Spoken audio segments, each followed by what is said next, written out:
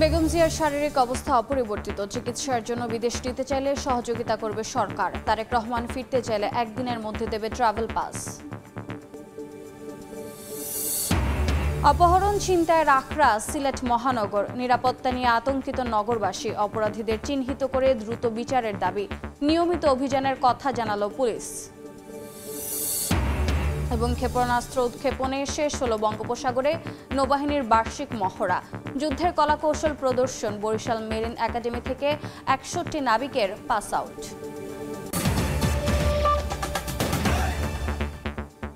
বাংলার সময় সঙ্গে আছে আমি রোজা চৌধুরী। কথা বলতে পারলেও সংকট কাটেনি বেগম খালেদা জিয়ার। বিএনপি চেয়ারপারসনের শারীরিক অবস্থা অপরিবর্তিত বলে জানিয়েছেন দলের সিনিয়র যুগ্ম মহাসচিব রুহুল কবির রিজভী।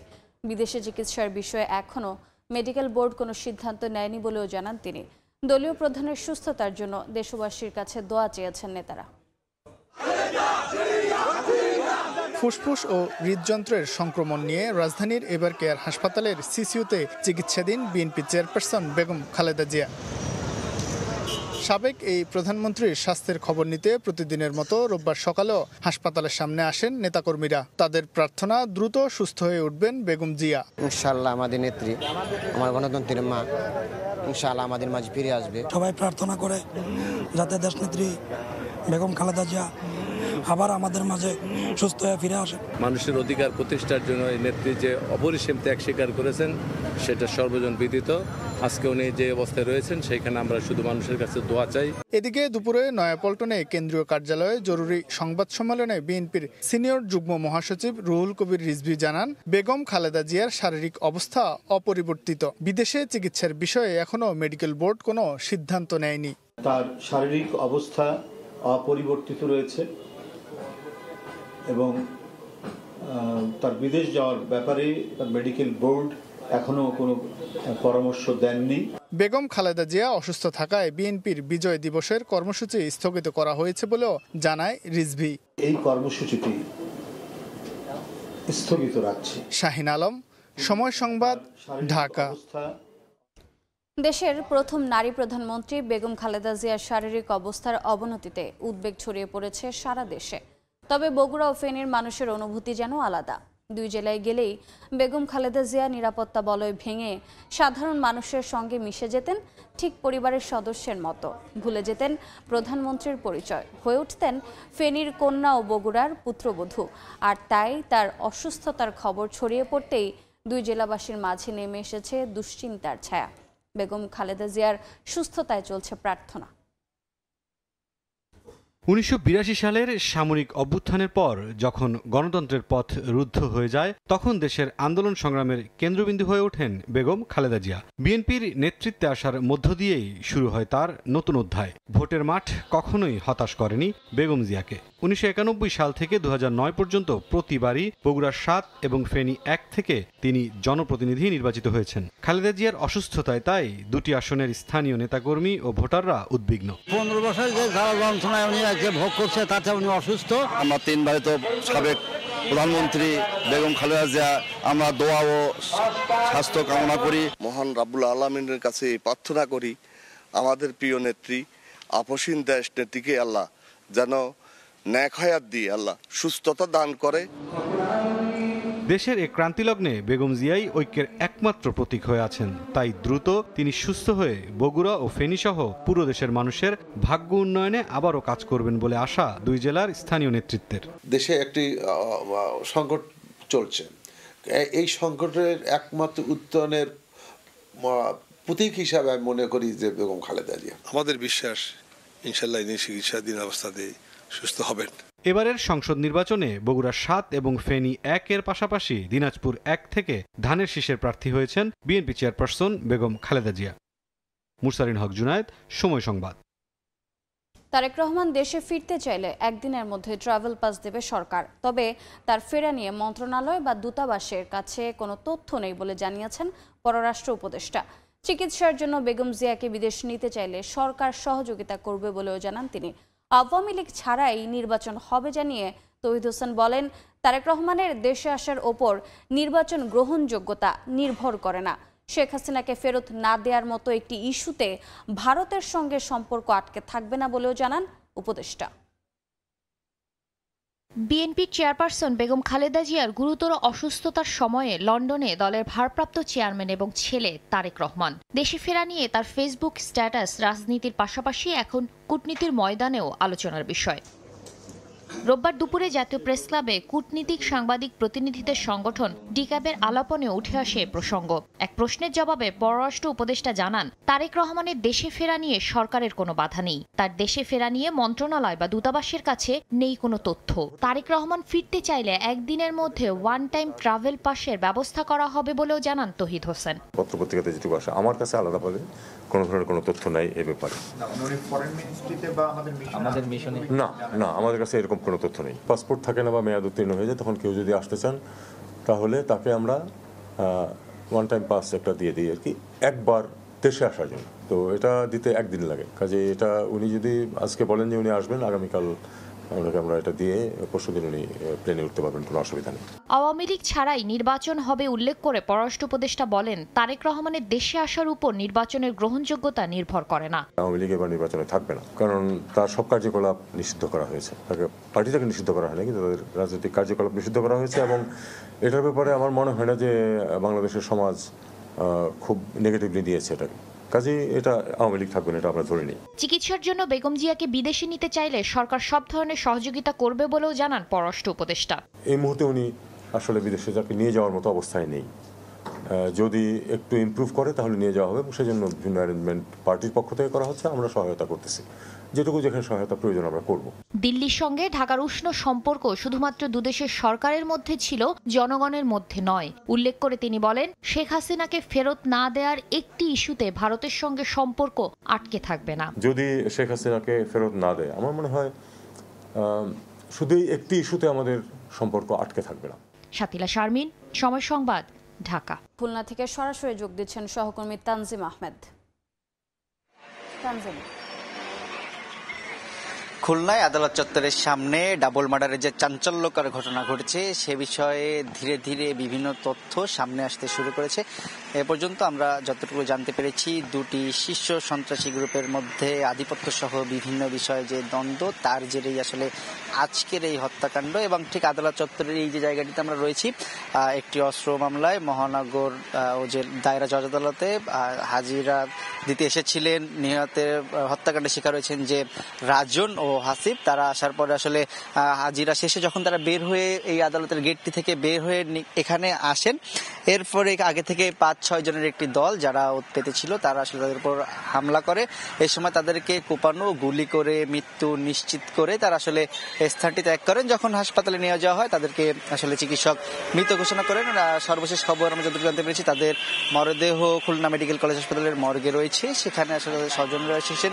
আমরা বিকেলের দিকে আসলে সেই হাসপাতালেও গিয়েছিলাম, সেখানে একটি বেদনাদায়ক পরিবেশে তৈরি হয়। স্বজনদের কান্নায় হাসপাতাল চত্বর ভারী হয়ে ওঠে এবং এর ফলে কিন্তু আসলে আইন শৃঙ্খলা রক্ষাকারী বাহিনীর সাথে আমরা কথা বলেছি। তারা ইতিমধ্যে এই বিষয়ে যেসব আলামত এখানে ছিল সেগুলো সংগ্রহ করেছেন এবং পাশাপাশি তদন্ত শুরু হয়েছে যারা জড়িত তাদের ধরতে। বিশেষ করে যেহেতু এখানে বিভিন্ন সিসি ক্যামেরা পর্যালোচনা করা হচ্ছে, একই সাথে মোবাইলের যে ফুটেজগুলো আসলে পাওয়া গেছে সেখানে দেখা গেছে যারা কুপিয়েছে এবং গুলি করেছে এবং দৌড়ে তারা পালিয়ে যাচ্ছে। তো সেই বিষয়গুলো সামনে রেখে আসলে একাধিক দল, আসলে পুলিশ সহ বিভিন্ন গোয়েন্দা সংস্থা তারা পর্যবেক্ষণ করছেন। একটু এখানে আইন শৃঙ্খলা রক্ষাকারী বাহিনীর সদস্যরাও রয়েছেন। একই সাথে আমরা যে ক্রাইম সিন যে জায়গাটি ছিল সেই জায়গার পাশ থেকে যারাই যাচ্ছেন নগরবাসী সহ পথচারী যাতায়াতকারীরা, তারা একটু থমকে দাঁড়াচ্ছেন এবং তাকিয়ে দেখছেন।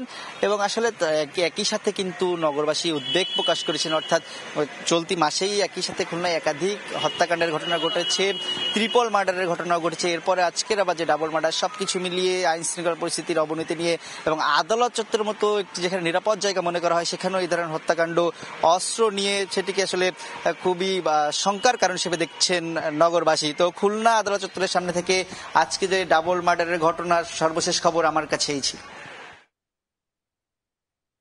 সরাসরি যুক্ত ছিলাম খুলনায়। কুড়িগ্রামে জমি নিয়ে বিরোধের জেরে দুই পক্ষের সংঘর্ষে 3 জন নিহত হয়েছেন। এ ঘটনায় আহত হয়েছেন আরও অন্তত 10 জন। ঘটনার সুষ্ঠু তদন্ত করে ব্যবস্থা নেওয়ার দাবি জানিয়েছেন নিহতদের স্বজনরা। আমি ওদের শাস্তি চাই।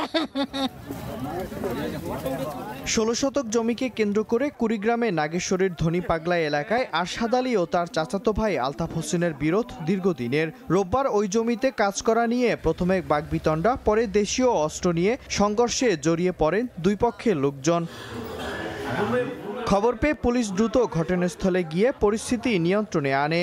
তবে তার আগেই ঘটনাস্থলে নিহত হন আরশাদ আলী এবং তার বোন কুলসুম বেগম। হাসপাতালে নেয়ার পথে মারা যান বাচ্চা মিয়ার ছেলে আলতাফ। আহত অন্তত 10 জনকে স্থানীয় বিভিন্ন হাসপাতালে ভর্তি করা হয়। এর মধ্যে দুজনের অবস্থা আশঙ্কাজনক। হলগুন্দা ছড়া দিয়ে আসিয়া ঢালাঢালি হানাহানি শুরু করে দিল। এমনভাবে হাসপাতাল আমার ছেলেকে যা হারলো। আমরা দুই ভাই মাছ জমিনে দখল করিয়ে বাড়ি ঘর থেকে তুলছে, এই কারণে এই মারামারিটা খুনি বিশেষ চাই, ফাঁসি চাই, বিশেষ চাই। ঘটনার পর এলাকায় অতিরিক্ত পুলিশ মোতায়েন করা হয়েছে। আটক করা হয়েছে জড়িত কয়েকজনকে। আমরা এই বিষয়টা নিয়ে তদন্ত করতেছি, কয়েকজনকে আমরা গ্রেপ্তার করে ফেলছি অলরেডি, আর চিকিৎসাধীনদেরকে চিকিৎসা দেয়া হচ্ছে। আমরা খুব দ্রুত বাকিদেরকে আটক করতে সক্ষম হব। অপরদিকে চাঁপাইনবাবগঞ্জের শিবগঞ্জের এক পুকুর পাহারাদারকে শনিবার গভীর রাতে নৃশংসভাবে হত্যা করেছে দুর্বৃত্তরা। চুরি সংক্রান্ত বিরোধ থেকে এ হত্যাকাণ্ড ঘটতে পারে বলে ধারণা পুলিশের। মিরন আহমেদ, সময় সংবাদ। বাংলার সময় আরও থাকছে। প্রতিষ্ঠার 17 বছর পার হচ্ছে প্রথম ছাত্র সংসদ নির্বাচন।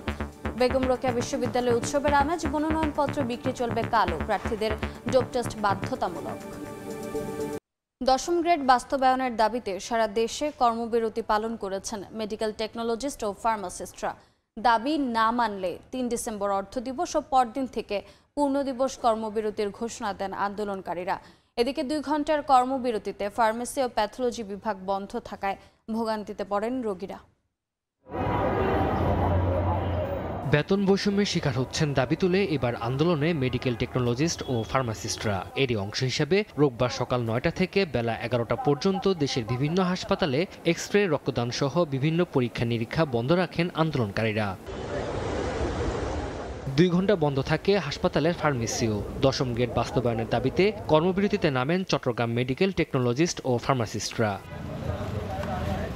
একই দাবিতে সরব ছিলেন রংপুরের টেকনোলজিস্ট ও ফার্মাসিস্টরাও। ময়মনসিংহ মেডিকেল কলেজ হাসপাতালের সামনে ও কলেজ ফটকের সামনেও ছিল কর্মসূচি। দাবি না মানলে 4 ডিসেম্বর থেকে সারা দেশে সরকারি বেসরকারি হাসপাতালে কমপ্লিট শাটডাউনের ঘোষণা তাদের। আমরা 11তম গ্রেডে চাকরিতে ঢুকি, আবার 11তম গ্রেড ওই একই চেয়ারে 11তম গ্রেড থেকে আমরা চাকরি থেকে বের হয়ে যাই। আমাদের দাবিটা খুব সঠিকভাবে নিয়মতান্ত্রিক উপায়ে রোগীর ভোগান্তি না করে আমরা কোনো কুল কিনারা পাচ্ছি না, তখন আমরা রাস্তায় নেমেছি। নোয়াখালী, দিনাজপুর, যশোর, ঝিনাইদহ ছিল কর্মবিরতি। এ সময় বক্তারা বলেন, স্বাস্থ্য ঝুঁকি নিয়ে কাজ করলেও ন্যায্য গ্রেড থেকে হচ্ছেন বঞ্চিত। আজকে টিচাররা 13 নম্বর স্কেল থেকে 10 নম্বরের দাবি করতেছে, আমরা 11 থেকে 10 দিতে পারছি না। অর্থনৈতিক একটা সমাধান বা অর্থনৈতিক একটা অর্জন আমাদের এই 10ম গ্রেড বাস্তবায়ন হলে আমরা এটা পেতে পারি।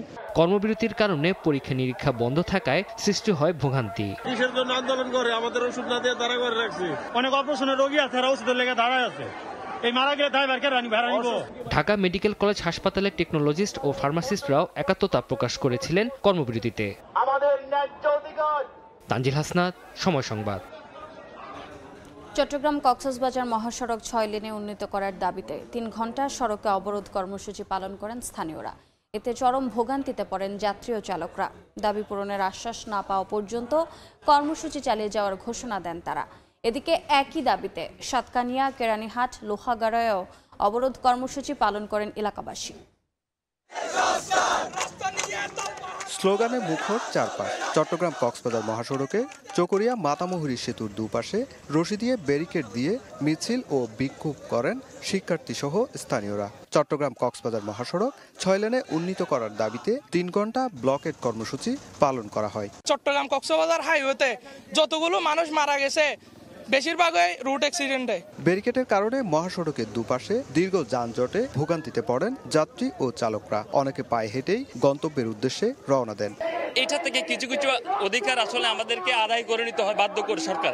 দাবি পূরণের আশ্বাস না পাওয়া পর্যন্ত কর্মসূচি চালিয়ে যাওয়ার ঘোষণা দেন আন্দোলনকারীরা। এক সপ্তাহ তারা আমাদেরকে যেটা আশ্বাস দিয়েছেন সেটা যদি তারা যথাযথভাবে তারা কোনো দৃশ্যমান কিছু দেখাতে না পারে তাহলে আবার রাস্তাতে নেমে যাওয়া। আমরা তো বলেছি যে কার্যক্রমগুলো চলছে, এটা আমরা ওদেরকে জানিয়েছি। একই দাবিতে চট্টগ্রামের সাতকানিয়া, কেরানীহাট, লোহাগাড়া সহ বিভিন্ন স্থানে সড়ক অবরোধ করেন এলাকাবাসী। চট্টগ্রাম কক্সবাজার মহাসড়কে গেল 11 মাসে সড়ক দুর্ঘটনায় শতাধিক প্রাণহানির ঘটনাও ঘটে। সুজাউদ্দিন রুবেল, সময় সংবাদ, কক্সবাজার। অপহরণ ও ছিনতাইয়ের মতো অপরাধ বাড়ছে সিলেট মহানগরে। এতে নিজেদের নিরাপত্তা নিয়ে আতঙ্কিত নগরবাসী। শিগগিরই অপরাধীদের চিহ্নিত করে দ্রুত বিচারের আওতায় আনার দাবি তাদের। পুলিশের দাবি, জড়িতদের ধরতে পরিচালিত হচ্ছে নিয়মিত অভিযান। দিগন সিংহের ছবিতে আমিনুল ইসলামের রিপোর্ট। গত 18 নভেম্বর দুপুরে সিলেট নগরীর এলজিইডি অফিসের সামনের নবাব রোডে একটি প্রাইভেট কার থামিয়ে ধারালো অস্ত্র দিয়ে ভাঙচুর করা হয়। পরে গাড়িতে থাকা একটি শিশুকে অপহরণ চেষ্টা করে হামলাকারীরা। একই দিন নগরীর সুবাহানীঘাট এলাকা থেকে এক ব্যবসায়ীকে অপহরণ করে হরিপুর এলাকায় নিয়ে দাবি করা হয় 4 লাখ টাকা মুক্তিপণ। নগরীতে দিন দিন বাড়ছে অপহরণ ও ছিনতাইয়ের মতো অপরাধ। যখন আমি বাচ্চাকে দেই নাই তখন আপনার রামদাউদি ওইখানেই প্রথমেই কোপ দিছে। ওরা হয়তো ভাবছিল যে আমার ছেলেকে যদি কিডন্যাপ করতে পারতো, বড় মুক্তিপণ চাইতো এবং আমি ওইটা আমার ছেলের বিনিময়ে হয়তো তা থেকে দিতে পারতাম। এখন যদি একটা মামলা করলাম, মামলার আপনার 5 দিন 15 দিন গেল, আমার নিরাপত্তাটা 15 দিনের কে দিব? অপরাধীদের ধরতে নিয়মিত অভিযানের দাবি সংশ্লিষ্ট এই কর্মকর্তার। এই ঘটনার সাথে যে জড়িত আমরা কিন্তু তাকে ইতিমধ্যে গ্রেপ্তার করতে সক্ষম হয়েছি। আর ছিনতাইয়ের যে বিষয় বলেছেন, আমরা তাদের বিরুদ্ধে আমাদের সাঁড়াশি অভিযান শুরু করেছি। পুলিশের তথ্যমতে গত বছরের সেপ্টেম্বর থেকে চলতি বছরের অক্টোবর পর্যন্ত সিলেট নগরীতে 11টি অপহরণ ও 30টি ছিনতাই মামলা হয়। 9 বছর বয়সী লাবিবের শিক্ষা জীবনের শুরুতেই এমন একটি ঘটনা তাকে যেভাবে শঙ্কিত করেছে, তেমনি তার পরিবারকে করেছে আতঙ্কিত। লাবিবের মতো সিলেটের বেশ কয়েকটি পরিবার এখন এমন ভয় নিয়ে দিন পার করছে। এই অবস্থা কাটিয়ে উঠতে প্রয়োজন আইনের যথাযথ প্রয়োগ, এমনটি মনে করছেন সুধীজনরা। আমিনুল ইসলাম, সময় সংবাদ, সিলেট। বাংলার সময় আরও থাকছে। নীলফামারীতে পরিবহন শ্রমিকদের দুপক্ষের মারামারি। দুদিন ধরে বন্ধ সৈয়দপুর রংপুর রুটে বাস চলাচল, ভোগান্তিতে যাত্রীরা। ক্ষেপণাস্ত্র উৎক্ষেপণের মাধ্যমে শেষ হলো বঙ্গোপসাগরে নৌবাহিনীর বার্ষিক মহড়া। এতে তুলে ধরা হয় নৌ কমান্ডোদের যুদ্ধের নানা কলাকৌশল। এদিকে বরিশালের মেরিন একাডেমিতে নৌবাহিনীর 4র্থ ব্যাচের ক্যাডেটদের পাস আউট কুচকাওয়াজ অনুষ্ঠিত হয়েছে। এতে পাস আউট করেন 61 জন নতুন নাবিক। বিস্তারিত রিপোর্টে।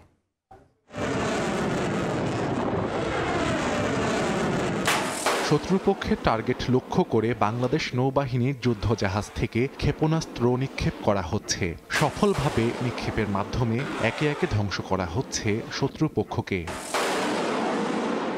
এটি ছিল বঙ্গোপসাগরে নৌবাহিনীর বার্ষিক মহড়ার অংশ। 5 দিনের মহড়ার শেষ দিনে বানৌজা খালিদ বিন ওয়ালিদ থেকে সমাপনী দিবসের মহড়া দেখেন নৌবাহিনীর প্রধান অ্যাডমিরাল এম নাজমুল হাসান সহ অন্তর্বর্তী সরকারের 4 উপদেষ্টা। সমাপনী দিবসের মহড়ার মধ্যে ছিল নৌবহরের বিভিন্ন রণকৌশল অনুশীলন, সমুদ্র এলাকায় পর্যবেক্ষণ, লজিস্টিক অপারেশন এবং উপকূলীয় এলাকায় অবস্থিত নৌ স্থাপনাসমূহের প্রতিরক্ষা। এদিকে বরিশালের মেরিন একাডেমিতে নৌবাহিনীর 4র্থ ব্যাচের ক্যাডেটদের পাস আউট কুচকাওয়াজ অনুষ্ঠিত হয়েছে। সন্তানদের সামরিক পোশাকে দেখে আপ্লুত হয়ে পড়েন অনেক অভিভাবক। আমাকে সমাজ যেভাবে দেখছে, যত সম্মান দিয়ে দেখছে, আমি মনে করি এইটা কখনো অন্য কিছুর সাথে তুলনা করা যাবে না। আমার life full of discipline and আমার যে প্রফেশন, এই প্রফেশন ওয়াইজ আমাকে ইন ফিউচারে পুরো ডিসিপ্লিনের লাইফ লিড করতে হবে। সে একদিন অনেক বড় হবে, সে বড় পর্যায়ে চলে যাবে ইনশাল্লাহ। সে হয়েছে বাইরের বড় বড় কোম্পানিতেও ট্রাই করার, তো তবে সেক্ষেত্রে আমার প্রাধান্য থাকবে বাংলাদেশ শিপিং কর্পোরেশন আওতাধীন যে শিপগুলো আছে। আল্লাহ আমার আশা পূরণ করছে, আমি অনেক হ্যাপি। নৌ কর্মকর্তারা বলেন, ক্যাডেটরা শুধু দক্ষ নাবিক নন, তারা হয়ে উঠবেন দেশের অর্থনীতির চালিকা শক্তি। এটা বাংলাদেশের অর্থনীতির জন্য খুবই গুরুত্বপূর্ণ। ভবিষ্যতে এটা খুবই ইম্পর্ট্যান্ট একটা ইস্যু হয়ে দাঁড়াবে। আমরা যদি মেরিন সেক্টরটাকে খুব ভালোভাবে ইউটিলাইজ করতে পারি, তাহলে আমাদের জন্য ইকোনমির জন্য খুব ভালো একটা আর্নিং সোর্স হবে ফরেন রেমিটেন্স। চতুর্থ ব্যাচের 61 জন ক্যাডেট প্রি সি কোর্স সম্পন্ন করেন, যাদের মধ্যে 30 জন নটিক্যাল বিভাগের এবং 31 জন ইঞ্জিনিয়ারিং বিভাগের। সাহাল আব্দুল্লাহ আলভি, সময় সংবাদ। বেগম রোকেয়া বিশ্ববিদ্যালয় হল ও ছাত্র সংসদ নির্বাচনের মনোনয়নপত্র বিক্রি চলছে, যা সংগ্রহ করা যাবে সোমবার পর্যন্ত। বিশ্ববিদ্যালয়ের প্রশাসনিক ভবনের উপাচার্যের কার্যালয় সকাল 10টা থেকে বিকেল 4টা পর্যন্ত মনোনয়ন সংগ্রহ করা যাবে। হল সংসদের মনোনয়ন নেওয়া যাবে নিজ হল থেকেই। কেন্দ্রীয় সংসদে মনোনয়নপত্রের দাম নির্ধারণ করা হয়েছে 400 টাকা এবং হল সংসদের জন্য 300 টাকা। প্রার্থীদের জন্য ডোপ টেস্ট বাধ্যতামূলক করা হয়েছে। প্রতিষ্ঠার 17 বছর পর প্রথমবার 24 ডিসেম্বর অনুষ্ঠিত হবে ব্র্যাকসু ও হল সংসদ নির্বাচন। ডোপ টেস্টের রিপোর্টটা সহই মনোনয়নপত্র দাখিল করতে হবে। 10-12-2025 বুধবার আমরা প্রার্থীদের চূড়ান্ত তালিকা প্রকাশ করব। এরপরে 24 ডিসেম্বর 2025 সেটাও বুধবার, সেদিন আমরা একটা উৎসবমুখর পরিবেশে নির্বাচন অনুষ্ঠিত করব। নীলফামারীতে পরিবহন শ্রমিকদের দুপক্ষের দ্বন্দ্বের জেরে সৈয়দপুর রংপুর রুটে বাস চলাচল বন্ধ রয়েছে। এতে ভোগান্তিতে যাত্রীরা। শ্রমিকরা জানান, সৈয়দপুর রংপুর জলঢাকা রুটে রংপুর মালিক সমিতির অতিরিক্ত গাড়ি চলাচল করে। এ নিয়ে নীলফামারীর মোটর শ্রমিকদের দুপক্ষের মধ্যে অসন্তোষ সৃষ্টি হয়। কথা কাটাকাটির এক পর্যায়ে সংঘর্ষে জড়ায় তারা। এরই প্রতিবাদে নীলফামারী জেলা বাস মিনিবাস শ্রমিক ইউনিয়ন এই রুটে বাস চলাচল বন্ধ করে দেয়। শনিবার দুপুর থেকে লোকাল ও গেটলক বাস মিনিবাস চলাচল বন্ধ থাকায় চরম বিপাকে পড়েছেন যাত্রীরা।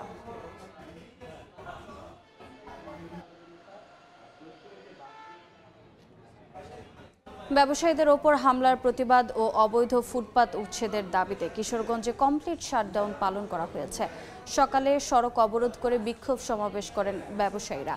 এ সময় হামলার সঙ্গে জড়িতদের গ্রেফতার ও ফুটপাত উচ্ছেদ না করার আগ পর্যন্ত দোকানপাট বন্ধ থাকবে বলেও জানান তারা।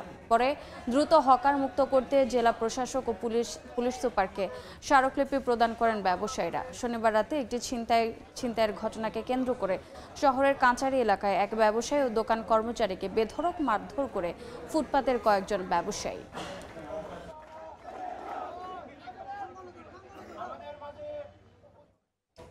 সিলেটে পরিত্যক্ত অবস্থায় পিস্তল সদৃশ দুটি দেশীয় অস্ত্র উদ্ধার করেছে র্যাব। ভোররাতে জয়ন্তপুরের লক্ষ্মীপ্রসাদ ফেরিঘাট রশিদ ফিল্ড সংলগ্ন ক্লাবঘর এলাকা থেকে আবর্জনার স্তূপে লুকানো অস্ত্র দুটি উদ্ধার করে। পরে সেগুলো জয়ন্তপুর থানায় হস্তান্তর করা হয়। অস্ত্রগুলো নাশকতার উদ্দেশ্যে প্রস্তুত করা হয়েছিল বলে ধারণা র্যাবের। যশোরে অস্ত্র, গুলি, ম্যাগজিন ও মাদক সহ একজনকে আটক করেছে পুলিশ। দুপুরের সংবাদ সম্মেলনে এ তথ্য নিশ্চিত করেন পুলিশ সুপার সৈয়দ রফিকুল ইসলাম। তিনি জানান, শনিবার গভীর রাতে সদরের মধুগ্রাম এলাকায় অভিযান চালায় পুলিশ। এ সময় লিটন গাজী নামের এক ব্যক্তির ঘর থেকে 5টি আগ্নেয়াস্ত্র, 50 রাউন্ড গুলি, 10টি ম্যাগজিন ও 4.5 কেজি গাঁজা উদ্ধার করা হয়। আটককৃত লিটন গাজী দীর্ঘদিন ধরে অবৈধ অস্ত্র মাদক ব্যবসার সঙ্গে জড়িত।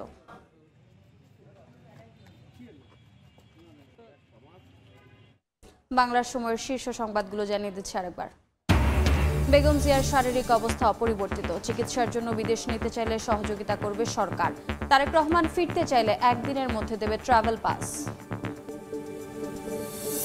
এবং নানা দাবিতে আন্দোলন। 10ম গ্রেড বাস্তবায়নের দাবিতে রাজপথে মেডিকেল টেকনোলজিস্ট ও ফার্মাসিস্টরা। 6 লেন চেয়ে চট্টগ্রাম কক্সবাজার মহাসড়ক ব্লকেড।